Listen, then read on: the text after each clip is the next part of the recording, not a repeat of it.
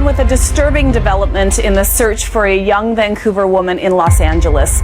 Nearly 3 weeks after Elisa Lam went missing, a body has been found in a water tank on the roof of her hotel. एक ऐसी कहानी जिसमें सच और रहस्य इतना मिल गए कि आज तक लोग कंफ्यूज हैं।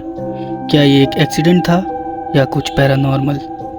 ये है 2013 का लॉस एंजलिस का सबसे स्ट्रेंज केस, एलिसा लैम की मौत। एलिसा लैम एक 21 साल की कैनेडियन स्टूडेंट थी। वो ब्रिटिश कोलंबिया यूनिवर्सिटी में पढ़ती थी और थोड़ा वर्ल्ड एक्सप्लोर करना चाहती थी। जनवरी 2013 में उसने डिसाइड किया कि वो एक सोलो ट्रिप पे निकलेगी अमेरिका के वेस्ट कोस्ट सिटीज़ में घूमने के लिए। अपनी ट्रिप के दौरान वो लॉस एंजलिस के एक पुराने और थोड़ा नोटोरस होटल में रुकी जिसका नाम था सेसिल होटल। ये होटल पहले से ही अपनी डार्क हिस्ट्री के लिए फेमस था। यहाँ सुसाइड्स, मर्डर्स और सीरियल किलर स्टेज ऐसे केसेस हो चुके थे। एलिसा 26 जनवरी 2013 को सेसिल होटल में चेक इन करती है। पहले कुछ दिन सब नॉर्मल थे। वो अपनी फैमिली को रेगुलर कॉल करती, लेकिन 31 जनवरी के बाद उसे किसी ने नहीं देखा। उसके पेरेंट्स चिंतित हो गए और मिसिंग रिपोर्ट फाइल कर दी।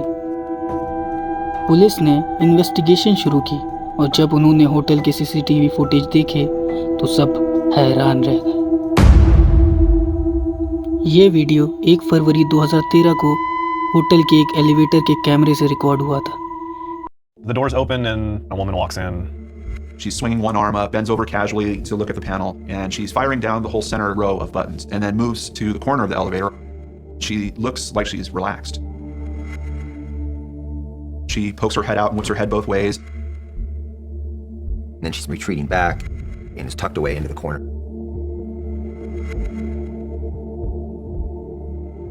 She kept looking outside the door, looking around the corner to her right.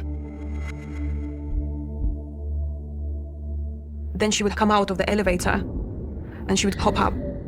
She's making these strange steps in almost a square dance motion, stepping back and forth in the door. And she would go to the left and then you wouldn't see her. And then all you can see is a little bit of her arm.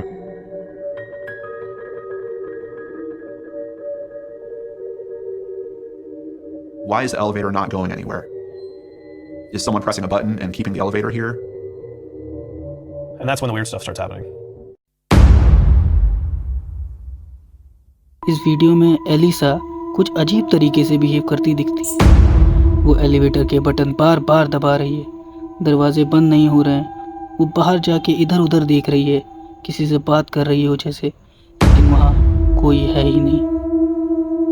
एक time पे वो अपने हाथों से अजीब gesture करती है, फिर वो एलिवेटर से बाहर चली जाती है और फिर कभी वापस नहीं आई। ये फुटेज वायरल हो गया था। लोगों ने पैरानॉर्मल थ्योरीज बनाना शुरू कर दी। कुछ ने कहा वो किसी घोस्ट से बात कर रही थी, कुछ ने कहा उसको किसी ने फॉलो किया और कुछ ने कहा वो मेंटली डिस्टर्ब थी। 20 फरवरी 2013 को होटल के गेस्ट ने कंप्लेन की। पानी का टेस्ट अजीब है, प्रेशर कम है और कलर ब्लैकिश लग रहा है। मेंटेनेंस स्टाफ जब होटल के roof top water tank check करने गया तो उन्होंने टैंक के अंदर एक डेड बॉडी देखी और वो थी एलिसा लैम। एलिसा के कपड़े टैंक में नहीं थे और लिड बंद था। सब सोचने लगे वो टैंक तक गई कैसे। टैंक के एक्सेस पे लॉक था और अगर किसी ने मर्डर किया तो उसने लिड कैसे बंद किए। ऑटोप्सी रिपोर्ट में बताया गया कि एलिसा के शरीर पे कोई एक्सटर्नल इंजरी नहीं थी। टॉक्सिकोलॉजी रिपोर्ट में कुछ मेडिसिन मिली जो उसके बायपोलर डिसऑर्डर के लिए प्रिस्क्राइब थी, पर यह भी लिखा था कि कुछ मेडिसिन उसने प्रॉपर डोज में नहीं ली थी। तो क्या ये एक्सीडेंटल डेथ थी? पुलिस ने कहा हाँ, ये एक एक्सीडेंटल ड्रोनिंग थी क्योंकि वो मेंटल हेल्थ इश्यूज से गुजर रही थी। लेकिन लोगों के क्वेश्चंस ख़त्म नहीं हुए। टैंक का लिड बंद कैसे हुआ, उसके शूज़ और कपड़े अलग क्यों थे और एलिवेटर वीडियो में उसका बिहेवियर इतना स्ट्रेंज क्यों था। कुछ लोगों ने कहा ये होटल हॉन्टेड है। सेसिल होटल पहले भी काफ़ी पैरानॉर्मल एक्टिविटीज़ रिपोर्ट हुई थी। एक सीरियल किलर रिचर्ड रामिरेज भी यहाँ रहता था। तो लोगों ने इसे सुपर नेचुरल इवेंट से जोड़ दिया। कुछ दूसरी थ्योरी कहती हैं कोई स्टॉकर या होटल स्टाफ इन्वॉल्व था, और तीसरी थ्योरी ये कहती है उसके मेंटल हेल्थ कंडीशन के चलते उसने खुद ये स्टेप लिया।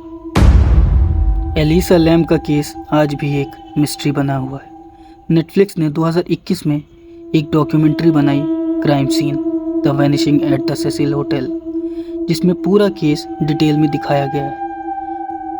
आप चाहें तो इस केस से रिलेटेड ये डॉक्यूमेंट्री देख सकते हैं। एलिसा लैम की मौत ने एक सवाल उठाया। हम मेंटल हेल्थ को इतना समझते हैं और कभी कभी सच इतना स्ट्रेंज होता है कि वो किसी हॉरर स्टोरी से कम नहीं लगता।